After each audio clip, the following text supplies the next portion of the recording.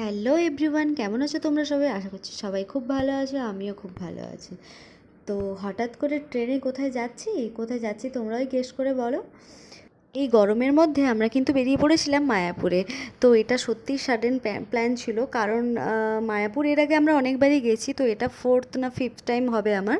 তো একদমই যাওয়ার ইচ্ছে ছিল না, তো বন্ধুদের সাথে যাব, একটু মজা হবে, তাই আমরা হঠাৎ করেই প্ল্যানটা বানিয়ে ফেললাম। তো খুবই গরম ছিল সেদিনকে, তার উপর লোকাল ট্রেন, ভাবতেই পারছো মানে কেমন বীভৎস ব্যাপার। তো চলে গেলাম লোকাল ট্রেনে করে মায়াপুর। তো ট্রেনের মধ্যে তো আমাদের মানে অবস্থা খুবই খারাপ হয়ে যাচ্ছিলো। তো আমরা বসে বসে আড্ডা মারছিলাম, গল্প করছিলাম, এই গরমের মধ্যে কী আর করব, কিভাবে টাইম কাটাবো এটাই করছিলাম আর কি। মানে গরমে এদিকে আমাদের অবস্থা খুবই খারাপ হয়ে যাচ্ছিলো, কখন স্টেশনে পৌঁছবো, কখন নামবো, মানে সেই চিন্তাতেই আমরা বসে বসে গল্প করছিলাম আর ভাবছিলাম। তো আমরা মোটামুটি নবদ্বীপ ধামেই নামবো ঠিক করেছি, কারণ ওখান থেকেই আমাদের সুবিধা হবে মায়াপুর পৌঁছানোয়। তারপরে চলো ট্রেনে করে যেতে থাকি, তোমরা দেখতে থাকো মিনি ব্লগটা শেষ অবধি।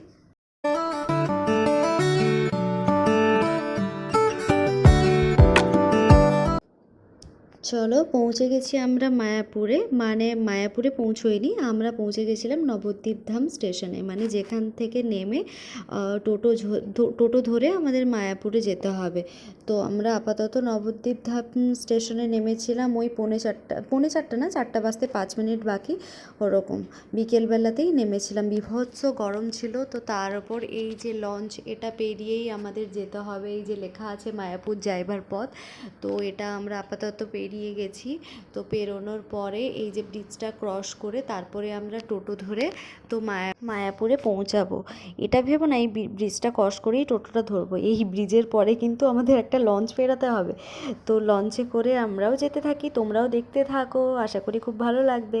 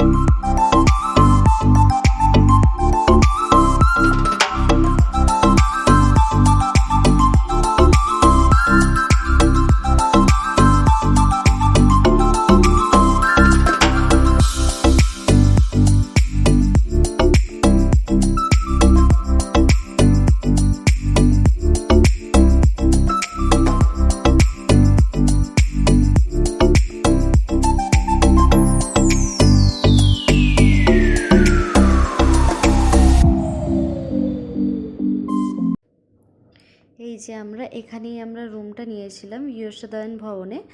তো এখানেই আমরা 4th ফ্লোরে রুম নিয়েছিলাম। তো আপাতত আমরা পৌঁছে ফ্রেশ হয়ে আমরা সন্ধ্যেবেলা বেরিয়ে পড়েছিলাম মন্দির দর্শন করার জন্য। তো তখনও বীভৎস গরম ছিল, মানে এতটা পরিমাণ গরম ছিল মানে সেটা বলার বাইরে।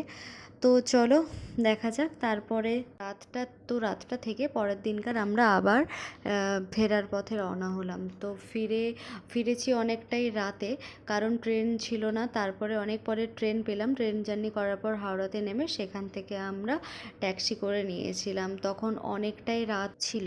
তো আজকের মিনি ব্লগটা এই পর্যন্তই। ভালো লাগলে অবশ্যই like, comment, share and subscribe করে দিও। টাটা।